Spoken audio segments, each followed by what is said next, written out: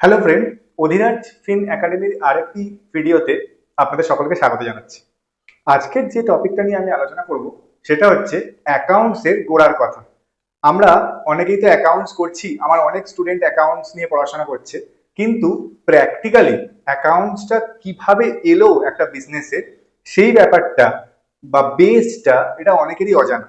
তো আজকে আমরা সেইটা নিয়ে আলোচনা করব, কিভাবে একটা অ্যাকাউন্টস একদম বিজনেসের শুরু থেকে মেনটেন হলে তবেই বিজনেসের শেষে মানে ইয়ার এন্ডিং এ বলো বা কোয়ার্টার এন্ড বলো বা মান্থ এন্ডে বলো তার রিপোর্টটা কিভাবে আসে সেটা আমরা আজকে থিওরিটিক্যালি দেখে নেবো, যে কিভাবে অ্যাকাউন্টস শুরু হচ্ছে, কিভাবে বিজনেস শুরু হচ্ছে, তার সাথে সাথে কিভাবে অ্যাকাউন্টসটাও বিজনেসের সাথে ওতপ্রোতভাবে জড়িত এবং সেটাও কিভাবে স্টার্ট হচ্ছে। প্রথম যখন কোনো বিজনেস স্টার্ট হয় সেই বিজনেসের একটা নাম দেওয়া হয়। আমি একটা এক্সাম্পল দিচ্ছি। ধরে নেওয়া যাক আমি যে বিজনেসটা স্টার্ট করছি সেই বিজনেসটার নাম স্টাডি রুম। ঠিক আছে, তাহলে এই স্টাডি রুম বিজনেসটা যখনই এক্সিস্ট করছে সে তার নিজস্ব কিছু ডকুমেন্টস নিয়ে এক্সিস্ট করছে, মানে তার ট্রেড লাইসেন্স রয়েছে, মানে তার কোন রকম বিজনেস এন্টিটি রয়েছে। তাহলে কি বোঝা যাচ্ছে, স্টাডি রুম নিজে একটা separate legal entity, just like you and me. আমরা যেরকম একটা সেপারেট লিগাল এন্টিটি, আমাদের একটা অস্তিত্ব রয়েছে, ঠিক তেমনি আমাদের বিজনেসেরও একটা এন্টিটি রয়েছে।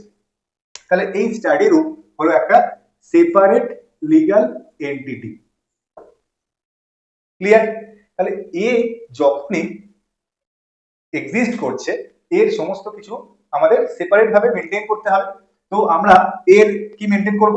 এর মেনটেন করব ক্যাপিটাল। ফার্স্ট বিজনেস যখনই স্টার্ট হচ্ছে, বিজনেসে যেটা প্রথম মানে যে অ্যাকাউন্ট বা যে লেজারটা প্রথম আসে সেটাকে বলা হয় capital. Without capital business start হতে পারে না। পারে কি? পারে না। তো একটা ক্যাপিটাল তো লাগবেই বিজনেস স্টার্ট হতে। তাহলে এই সেপারেট লিগাল এন্টিটিটার প্রথম যে জিনিসটা তৈরি হচ্ছে, যেটা লাগছে, সেটা হচ্ছে ক্যাপিটাল। তাহলে আমি একটা এক্সাম্পল দিতেই পারি এরকম ভাবে।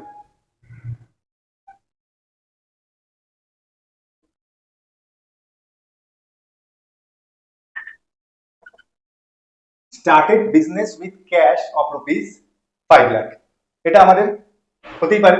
তাহলে এই বিজনেসটা যখন স্টার্ট হচ্ছে তখন কত টাকা দিয়ে স্টার্ট হচ্ছে? 5 লাখ টাকা দিয়ে স্টার্ট হচ্ছে। এবার এই এন্ট্রিটা আমরা কিভাবে করবো? আমরা এর আগে ডেবিট ক্রেডিট শিখেছিলাম। কি শিখেছিলাম?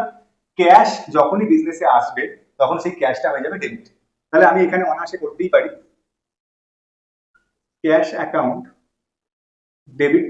আমি এখানে দুটো সাইড করছি, একটা ডেবিট সাইড এবং একটা ক্রেডিট সাইড। তো ডেবিট সাইডে আমি 5 লক্ষ টাকা বসালাম। কেন ক্যাশ ডেবিট? কারণ ক্যাপিটাল ক্রেডিট বলে ক্যাপিটাল এলো। কি এলো? ক্যাপিটাল এলো। তো বিজনেসে ক্যাপিটাল যখনই আসবে কি নিয়ে আসবে? ক্যাশ নিয়ে আসবে। তাহলে এইটা হলো আমার ফার্স্ট এন্ট্রি। ওকে, বিজনেসটা স্টার্ট হলো। কেন এই এন্ট্রিটা করলাম? তার কারণটা হচ্ছে বিজনেসের কাছে টাকা আসছে। বিজনেস কি? বিজনেস হচ্ছে সেপারেট লিগাল এন্টিটি।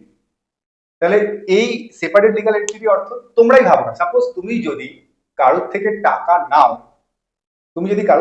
নাও, তোমার মাথার মধ্যে সবসময় কি ঘুরবে? যে ওকে টাকাটা ফেরত দিতে হবে। ঠিক তেমনি বিজনেস মানে এই স্টাডি রুম বিজনেসটা এ কিন্তু তোমার থেকে টাকা নিয়েছে। তাহলে এই বিজনেসটারও তাই, যেহেতু সেপারেট লিগাল এন্টিটি, এর সবসময় মাথার মধ্যে ঘুরবে যে এই যে ক্যাশটা আমি নিলাম কারোর থেকে, সেটা তোমার থেকে, আমার থেকে, যার থেকেই হোক, কোনো একজনের থেকে যেই ক্যাশটা নিয়েছি সেই ক্যাশটা আমি প্রপার এন্ট্রি করে রাখবো।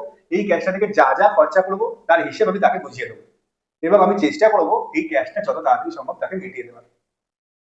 আমি আসছি এর রেজাল্টের জায়গায়, যখন আসবো তখনই বুঝতে পারবে কতখানি ব্যাপারটা ক্লিয়ার হয়ে যাবে। তাহলে এখন বিজনেসের কাছে টাকা এসছে, সেই জন্য এই টাকাটাকে আমরা ইন করলাম এবং পারপাসটা কি? ক্যাপিটাল, পুঁজি।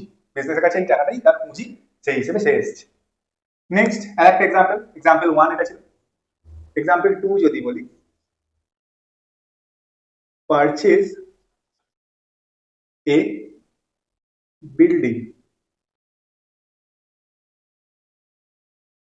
₹2 লাখ। 2 লাখ টাকা দিয়ে, এই 5 লাখ টাকার মধ্যে আবার 2 লাখ টাকা দিয়ে সে একটা, তার তো প্লেস অফ বিজনেস চাই, জায়গা চাই। তো তো সে একটা বিল্ডিং কিনেছে।